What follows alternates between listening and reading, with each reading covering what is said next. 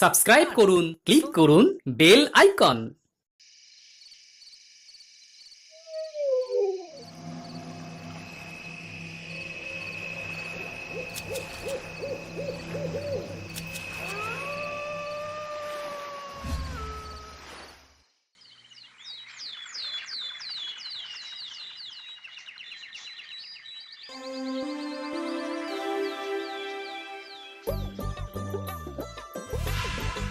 দূর দূর, হঠাৎ করে কেন যে এত চুল ঝরছে বুঝতেই পারছি না। কতদিন হয়ে গেল চুল ওঠা আর থামছেই না। না, এমন হতে থাকলে তো মাথায় টাক পড়ে যাবে।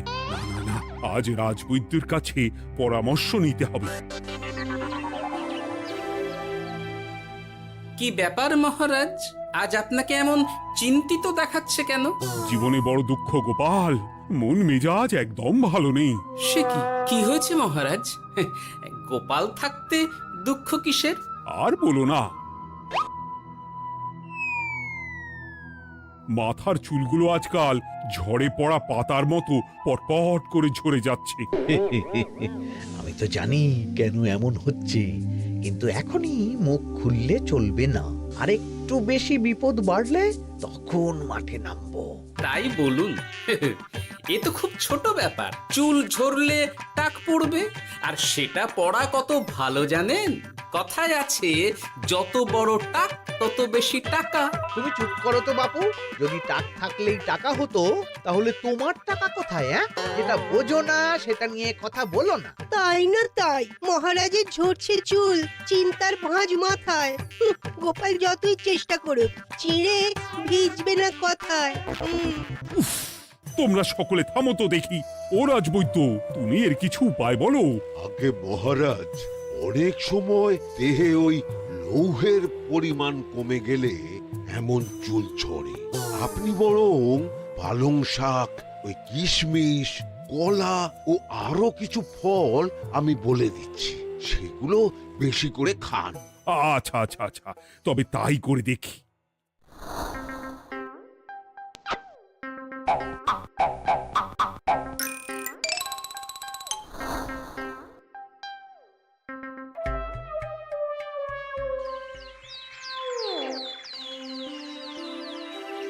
ও রাজবৈদ্য, তোমার কথা মতো শাক পাতা ফলমূল সবই তো খেলাম, চুল ঝরা বন্ধ তো হলোই না। তো জানতামই এমন হবে। কিন্তু মহারাজ, এমনটা তো হওয়ার কথা নয়। কিন্তু হচ্ছে তো। আরে আমার সাধে চুল, কোথায় চলে গেলি সব? এর জন্য তুমি দায়ী। তুমি এর জন্য শাস্তি পাবে বৈদ্য।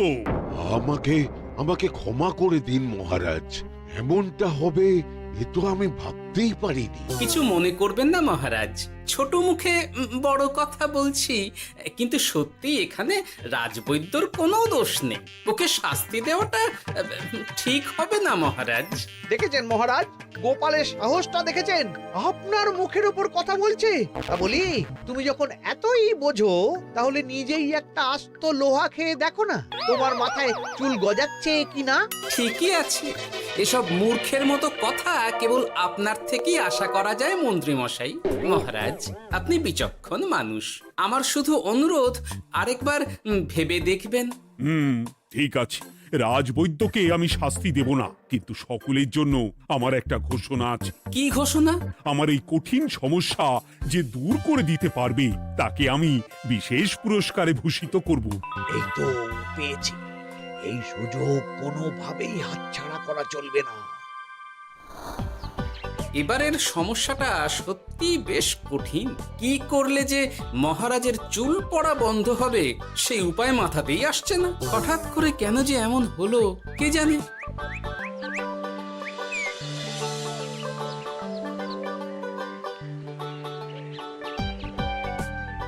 ও মা, তুমি এসে গেছো? একটু বসো, আমি তেলটা মেখেই হাত ধুয়ে খাবারটা বাড়ছি। হ্যাঁ, সে ঠিক আছে, কিন্তু তুমি কিসের তেল মাখছো এটা? কি আবার মাথার চুলের তেল?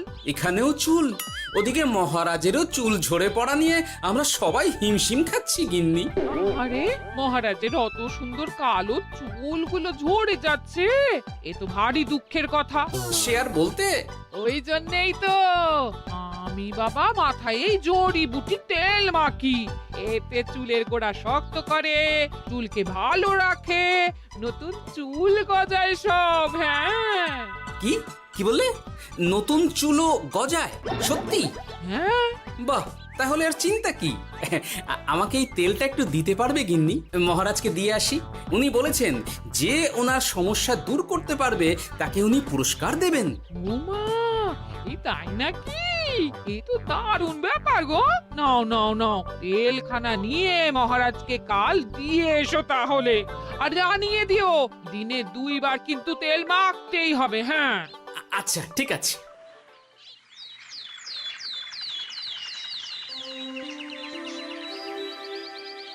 কোনো উপায় খুঁজে পেলে তোমরা? আগে মহারাজ, আমি আপনার জন্য নকল চুল বানিয়ে এনেছি।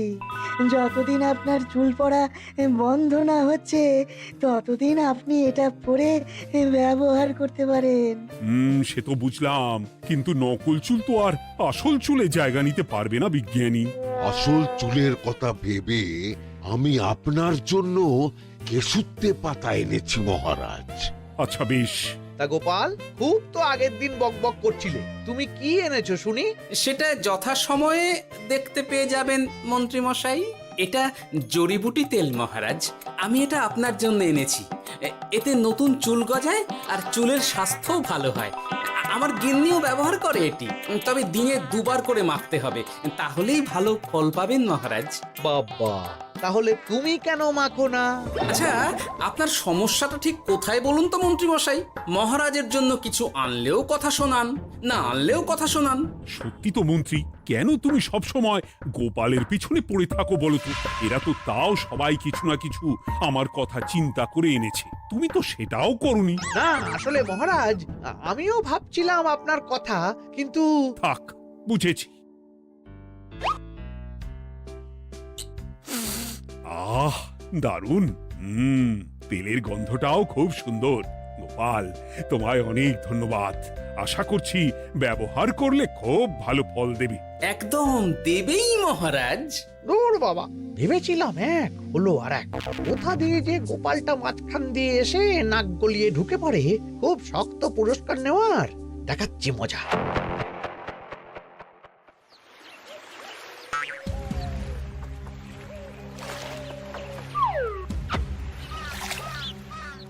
এবারে গোপালের তেল দিয়েই সব কিছু তোলপাড় করব।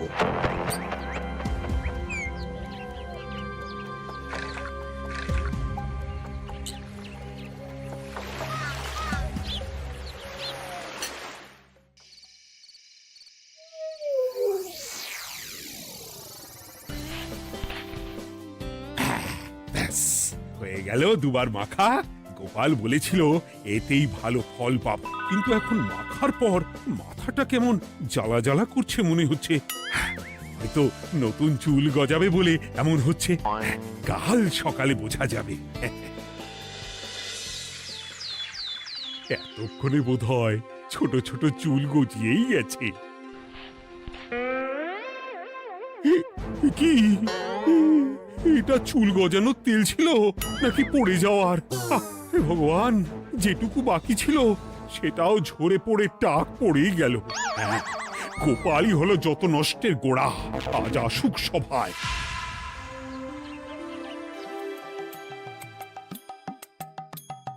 এই যে এখন এলেন উনি। ও কি মহারাজ, আপনি এমন কাপড় মাথায় জড়িয়ে বসে আছেন কেন? তুমি আর এমন প্রশ্ন জিজ্ঞাসা করো না গোপাল, তোমার দয়াতেই মহারাজের এমন অবস্থা। মানেটা আমি তোমায় দেখাচ্ছি, দাঁড়াও। এই যে গোপালের দেওয়া তেল মেখেই আমার এমন হয়েছে, আর তার জন্য আমি তোমাকে কোনোদিনও ক্ষমা করব না গোপাল। বিশ্বাস করুন মহারাজ, আমার গিন্নিও মাখে এই তেল, কিন্তু এমন কিছু তো এখনো পর্যন্ত ঘটেনি। আমি আর কিচ্ছু শুনতে চাই না। আমার মাথা ভর্তি চুল আমি ফেরত চাই। যতদিন না আমার মাথার সব চুল ফিরে আসছে ততদিন আমি তোমার মুখও দেখতে চাই না। মহারাজ, আপনার কোনো চিন্তা নেই, আমি তো আছি। এবার এই সমস্যার একটা সমাধান আমি করেই ছাড়বো। কি ব্যাপার, মন্ত্রী মশাই এত লাফাচ্ছে কেন? এসবের পেছনে আবার ওনার হাত নেই তো? না, ব্যাপারটা পরে দেখতে হচ্ছে।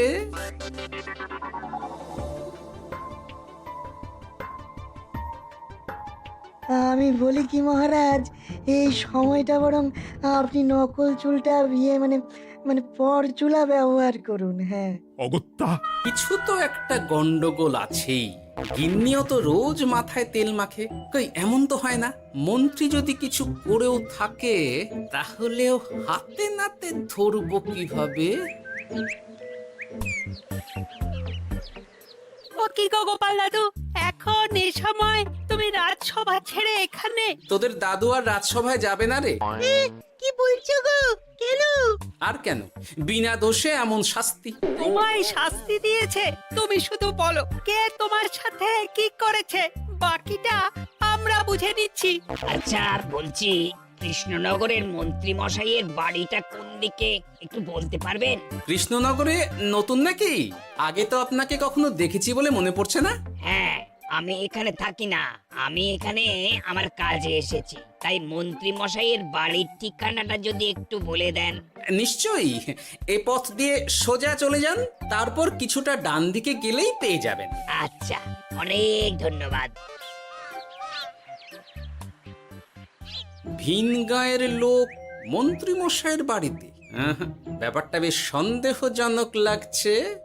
এই এই গুলটে ন্যাপলা, তোরা তোরা দুজন একটু আড়াল থেকে দেখতো লোকটা মন্ত্রী মশাইয়ের বাড়িতে ঠিক কি জন্য এসেছে, তারপর আমায় খবর দিস। ঠিক আছে গোপাল দাদু। তোমার আবার এখানে আসার কি দরকার ছিল? আমি তো বলেছি যে আমি ঠিক গিয়ে তোমার পাওনা গন্ডা মিটিয়ে দেবো। মিটিয়ে দেবে? কতদিন হয়ে গেছে জানেন? দেখো, হয় আমার কীটনাশক আর সার সব ফিরিয়ে দিন, নয়তো আমার জিনিসের দাম মিটিয়ে দিন। কীটনাশক, সার আর কি করে ফেরত দেবো বলো? ও তো সব পুকুরের জলে মিশে গেছে। ওসব আমি জানি না, আমার পাওনা গন্ডা মিটিয়ে দিন, ব্যাস। চল চল, এখনই তাহলে গোপাল দাদুকে গিয়ে সব জানাই। চল চল। দাদু, ও গোপাল দাদু। তোরা এসে গেছিস? আয় আয় আয় আয় আয়। মন্ত্রী মশাইয়ের মুখ থেকে অনেক খবর পেলাম। তাই নাকি? কি শুনি? মন্ত্রী মশাই ওই লোকটার কাছ থেকে অনেক কীটনাশক সার নিয়েছে, কিন্তু এখনো জিনিসের দাম মেটায়নি। হ্যাঁ, ওই জন্যই তো মন্ত্রী মশাইয়ের উপর লোকটা খুব রেগেছিল, হুমকিও দিয়েছে 1 সপ্তাহের মধ্যে জিনিসের দাম সব মিটিয়ে দিতে হবে। তাই নাকি? কিন্তু কীটনাশক সার নিয়ে মন্ত্রী মশাই কি করবে? সেটা তো বলতে পারবো না দাদু। তবে হ্যাঁ, মন্ত্রী মশাই ওই লোকটাকে বলছিল যে ওই সব কীটনাশক সার পুকুরের জলে মিশে গেছে। কি বললি? পুকুরের জলে? আচ্ছা, এবার দুয়ে দুয়ে 4 করা গেল। অনেক ধন্যবাদ রে তোদের। বল বল, তোরা কি খাবি? কিচ্ছু লাগবে না গোপাল দাদু, তবে ভোলা বয়ের আর মিষ্টি খাওয়ালে। আচ্ছা আচ্ছা। কি করে যে মহারাজকে আসল ব্যাপারটা বোঝাই, কিছু তো একটা উপায় বের করতেই হবে। তা বলি বাবা, রাজসভায় যেতে হবে না বলে কি সারাদিন এইভাবেই শয়নে শয়নে দিন কাটাবেন বাবা? হ্যাঁ, উপায় পেয়ে গেছি। বুঝলে গিন্নি, আমাকে একটা জায়গায় যেতে হবে, বুঝলে? তারপর ওখানে যদি কাজ হয় তাহলে আগামীকাল রাজসভায় আমি যাব। কিন্তু তুমি যে বলেছিলে তোমার এখন ছুটি। হ্যাঁ, কি আর করি বলো, গুরুত্বপূর্ণ একটা কাজ, তাই যেতেই হবে। আচ্ছা যাও। ওই গো বিজ্ঞানী, আরে গোপাল যে, বলো। এই যে বিজ্ঞানী, একটা বিশেষ দরকারে তোমার কাছে এলাম, বুঝলে? হ্যাঁ, বলোই না। আচ্ছা, এই দূষিত জলকে কিভাবে আবার পরিশুদ্ধ করে বলতে পারবে? কেন পারবো না? জলের মধ্যে একটু চুন আর ফটকিরি দিয়ে দিলেই জল আবার দূষণমুক্ত হয়ে যাবে। তবে ওগুলো দেওয়ার পর কিছুদিন সেই জলকে ব্যবহার করা বন্ধ রাখতে হয়। হ্যাঁ। আচ্ছা আচ্ছা, অনেক ধন্যবাদ, আসি তাহলে। হ্যাঁ,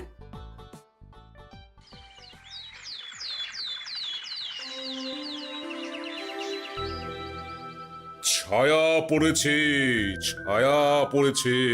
আমি বেশ বুঝতে পারছি তার ছায়া পড়েছে এখানে। কার ছায়া পড়েছে? আজকাল তোর মাথা থেকে অনেক চুল ঝরে পড়ছে, তাই না? আগে হ্যাঁ সাধু বাবা, আপনি একদম ঠিক কথা বলেছেন। ও বাবা, এই আবার কোথা থেকে উদয় হলো? আরে আমি একা গিয়ে সেই স্নানের পুকুর পরিদর্শন করতে চাই। যথা আজ্ঞা বাবা।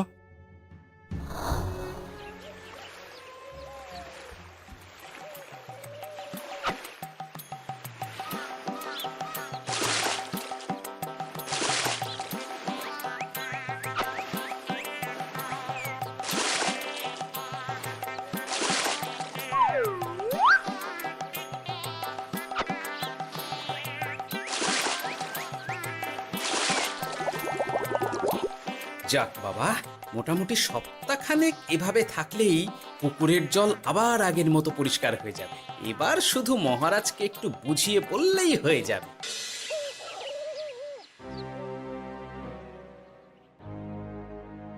কি বুঝলেন সাধু বাবা? আমার অনুমানটাই ঠিক ছিল। পুকুরের জলে কালো ছায়া পড়েছে, কুদৃষ্টি পড়েছে, তাই এমন হচ্ছে। সে কি? কি কালো ছায়া? যত সব বাজে কথা। জল দূষণ করলাম আমি, আর দোষ পড়ছে কালো ছায়ার উপর। তাহলে এখন কি হবে? চিন্তার কোনো কারণ নেই। আমি মন্ত্রপুত ভস্য ছড়িয়ে দিয়েছি। 1 সপ্তাহ ওই পুকুরের জল স্পর্শ তো দূর, পুকুরের কাছেও যাওয়া নিষেধ। তাহলে আমার মোহরের কি হবে?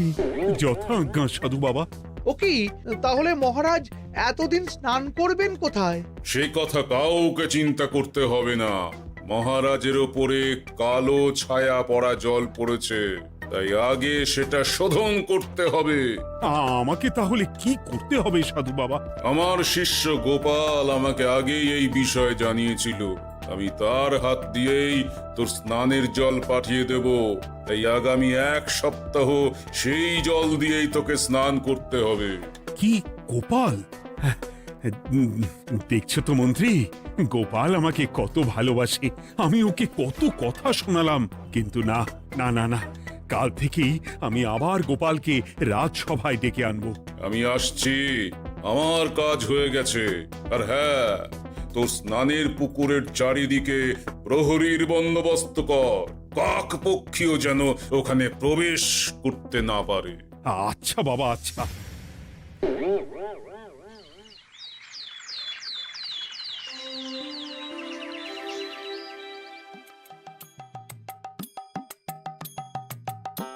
গোপাল, তোমাকে আবার এখানে দেখতে পেয়ে আমার খুব ভালো লাগছে। তোমার গুরুদেব গতকাল এসেছিলেন, কিছু মনে করো না। না বুঝেই তোমাকে অনেক কথা শুনিয়েছি।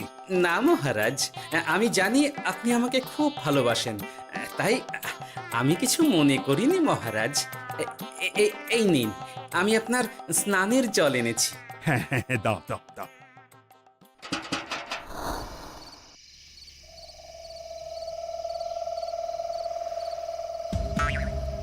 ও বাবা, পুকুরের কাছে যে গিয়ে দেখবো সে উপায় নেই।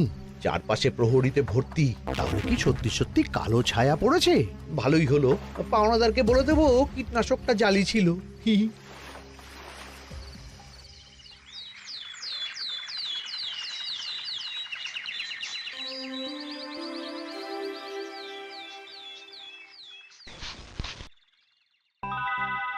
এই তো আমার সেই পুরনো কালো চুলগুলো আবার ফিরে এসেছে। আহা, কি যে আনন্দ হচ্ছে দেখে। আজ 1 সপ্তাহ সম্পূর্ণ হলো। গোপালের জন্য আমার স্নানের পুকুর থেকে কালো ছায়া দূর হয়েছে। আমাকে এই সমস্যা থেকে দূর করার জন্য আমি গোপালকে 100টি মোহর উপহার দিতে চাই। ধন্যবাদ মহারাজ। দূর, আমার আর ভালো লাগে না। সব সময় গোপালই মোহর পায়, এটা তো আমার পাওয়ার কথা ছিল। এদিকে আজকে পাওনাদারও আসবে।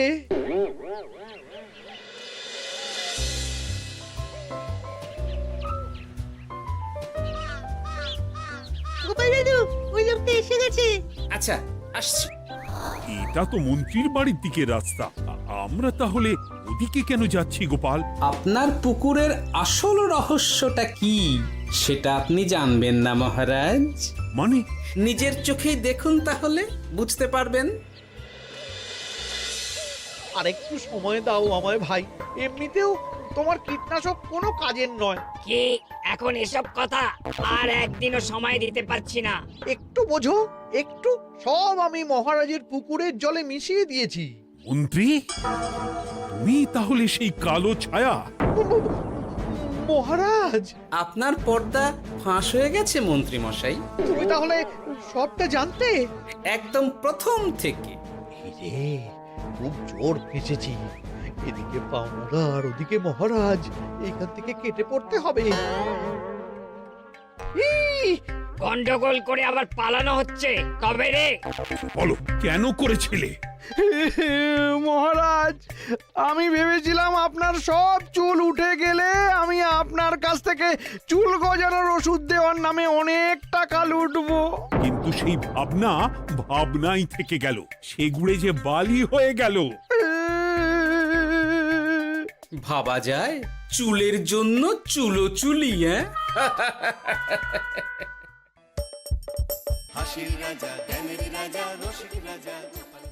সাবস্ক্রাইব করুন, ক্লিক করুন বেল আইকন।